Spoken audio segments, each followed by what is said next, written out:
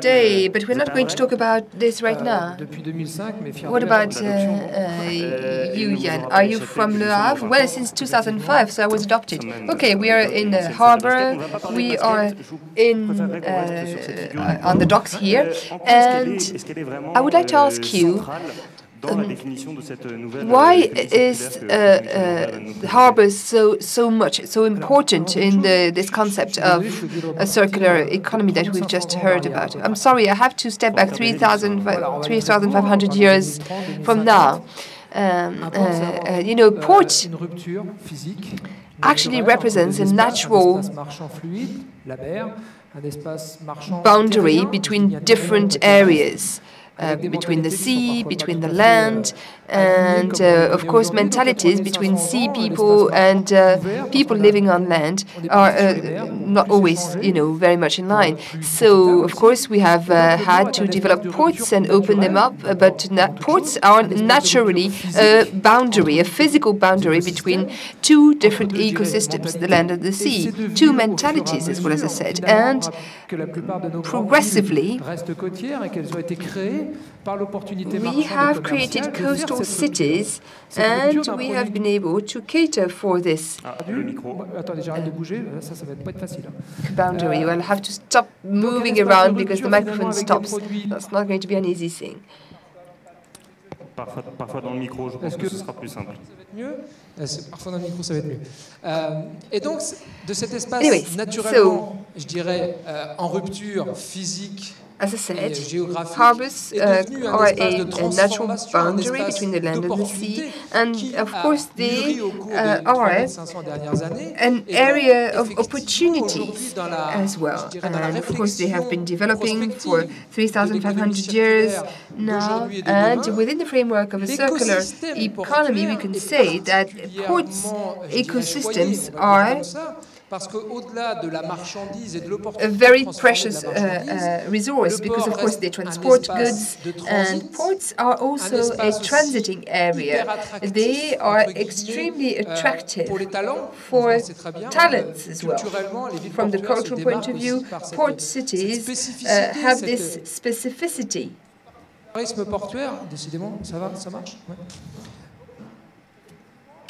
Indeed, ports have shaped our cities, our territories, our economic territories as well. Remember when the oil era started, we created specific areas in ports because from the economic point of view at the time it was much easier to transform crude oil next to the port. So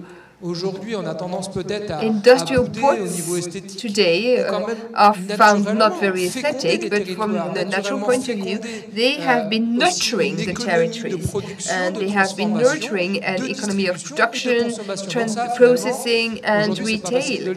And of course, it's not an easy thing to say now, because indeed, maybe this is an economy that dates back to the past, but we are today talking about the future. I'm not sure it's actually answering your first question, but I would like to tell you more about my idea of the continuity of 3,500 years of history. We are currently creating know-how around clusters and around cross-cutting disciplines. And if you remember the first presentation that we heard this morning, saying, you know, the forward-looking presentation about 2030, 2050, which said that we are more and more going to live in urban areas, and of course ports are a very good ecosystem to invent the economy for the future. Now, Joseph Stiglitz demonstrated that when we let the market do what it wants to, and when there are no rules, it can be a disaster. Now, if you look at the major changes that are happening in ports economy, they are very much dictated by the market right now, i.e. consumption habits. If in the future all Chinese people wanted to eat tuna, red tuna for example, we could have big economic problems as well, and ecological problems rather. Okay, let's face it, ports are very good tools for opportunities within an economy which even today is based on exchanges and on the added value generated by exchanges. So it seems stupid, sorry to say so, to produce a T-shirt in China to actually use it in Europe. But at the same time, our economy is such today, and the maritime economy and ports economy has very much benefited from these transportation systems and from these very remote exchanges between production centers and consumption centers, especially in Europe and North America. So a circular economy does not yet reflect visible opportunities in this liberal market, where the market actually dictates the way we exchange goods throughout the planet and the way ports have to adapt in order to benefit from as much of this volume and exchanges as possible.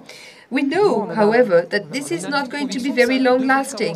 We have the very deep feeling that this is going to stop, because more and more we feel that production is no longer going to be as remote from the consumption center as it used to be. And this is why there is a great opportunity that we can seize.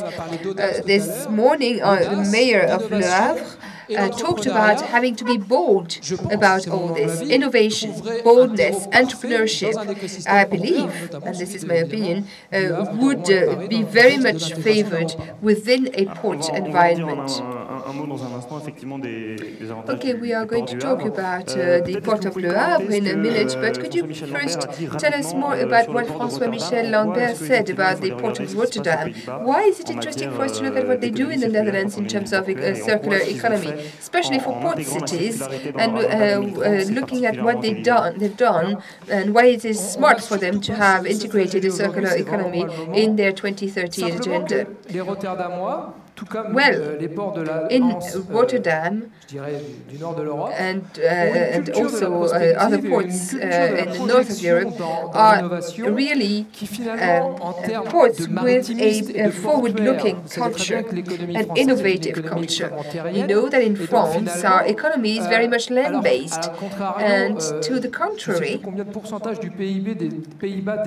the Netherlands, I can't remember the exact percentage, but a large part of their GDP actually depends on the economy of the port of Rotterdam. So they have this forward-looking culture, this strategy-oriented culture that we don't very much have in France and in French-speaking countries. All this today, we should say, is all about innovating and being bold. We have announcements for 2030 regarding the port of Rotterdam, but they've been doing forward-looking planning for 30 years already. Europa, which is the ports of Le Havre and Paris, we actually met last week with the experts of the maritime world throughout the world, and we talked about how Europa should invent its future, because of course we're talking about 12 million consumers in Paris and its surrounding area and the west of France, and all this should be the basis for new ports experience and strategies. Of course, the port of Rotterdam is very much ahead of us, and 2 decades ago it was just a communication exercise for them, and it's now turning into reality. And I believe that this is really the basis for the creation of an added value indeed. Let me pick up also on what was said before regarding the way we should change our metrics, the way we should change the way we calculate the value of a port. We actually are based now on container value or metric ton value. Should we not in the future actually base our metrics on the added value in terms of, a circular economy and for example, the energy that we could reuse from ports. So all this, of course, is a field for research. And of course, the Seine axis is very well positioned to do that. Okay, let's pick up on that. You said that Rotterdam is very bold. And of course, it's not bad already. So let's talk about the port of Le Havre. Philippe Le Maire said that this is a city that was created by François Ier during the Renaissance, and that there could be a Renaissance in the 21st century within Le Havre and around the port. So how can this port become the avant-garde of a circular economy? What raw materials are going to receive and process or be used? Let us have an idea of what's going to happen. Well, of course, today we are also very much doing some forward-looking analysis. Maybe you have not really noticed the revolution that happened 18 months ago. 3 port authorities have been able to collaborate under the single name of Europa, Le Havre, Rouen, and Paris. And I can tell you that this is already very bold. And we have been able to federate 3 entities which are very much locally anchored on their regional territories. And there is a lot of competition with other corridors. And so these 3 entities have been able to federate their efforts along this corridor, and of course this means that we have to be able to challenge competitors of the future, BRIC countries and North European countries. So in terms of governance, I can tell you that it was far from simple for us to actually change those systems that were very well anchored into their territories. Of course, we are only talking about a first step. We're not talking about the technological or scientific dimension of a circular economy in terms of the products themselves, but it's already a very good step in terms of governance. Second point, heritage. The heritage that we have in terms of our industrial know-how in Le Havre, in Rouen, and in Paris. We have heritage in terms of port economies, and we can capitalize on that know-how. So today, we can move away from a system we know to develop a new system. Of course, we have to do a lot of R&D using tools such as Novolog and CRIT, and our foundation also, which actually is here, to develop new models for the future. So we really need to orchestrate these new capacities to create new value based on new models by, of course, using the opportunities offered by port systems. Of course, we have a new environment with Europa here, but also with the Sergi Pontoise platform, with ISEL, which is right here, with the universities and research centers for engineering. We have to cooperate with IT people, mathematicians. All these people have to cooperate in order to invent a new system. The circular economy of the Seine axis is very interesting to exploit within this context, of course. Now, the third point I wanted to highlight is that our area actually consumes energy but also generates it. And the very big challenge behind the circular economy for the future is in generating more energy than we actually use. And of course, there are several models that can be developed, and I think we'll hear examples of them later on. But this is really an example of how we can transform our industrial capacity on an already used territory. Of course, we have to invent new things, but we also have all the building blocks in place, really, and it's just about reshuffling them. Now, in terms of forward-looking analysis or research, could you illustrate in practical terms what could happen in Le Havre in terms of a circular economy? Is the physiognomy of the port of Le Havre going to change? Are there going to be plants next to the port, for example, factories. Well, there is a very interesting work that has been done around the futuristic view of villages, ecosystems, which would be modeled into villages where the energy used or generated by an industry is going to be used by another factory, for example, which may do something completely different from the first one. And we are really talking about a systemic model here again. We know that used oil is being recycled at the port of Le Havre, and we don't know if it's by chance that they are located next to the port of Le Havre. I don't think so. We also have plastic production, and of course you can see how complementary these activities are. We can actually recycle used plastic, which is generated locally but also regionally and nationally, and the opportunity of exporting it towards other processing centers, because of course this is the way we can work with the maritime economy. That is to say that we can actually export goods that have to be recycled elsewhere. Of course, maybe it's not the best in terms of a circular economy, because it means that there will be a lot of transportation miles, maritime miles, but of course at least those products won't become waste. They will be turned into something different, so they will have a second life. So this means that we are maybe better positioned in a port environment than in other environments, because of course ports will remain essential links in value chains, in exchange chains. And the person who was at my position before me used to say, it has to move around, it has to recycle, and we have to think at global level in that respect. Before the financial crisis of 2008, a ton of metal or steel was such highly priced in the market that market opportunities have been created. I know that it may seem a bit far-fetched in terms of circular economy, but metal scraps actually were filling containers that were sent to China. And this was a trade that didn't exist at all. There was no economic foundation to that.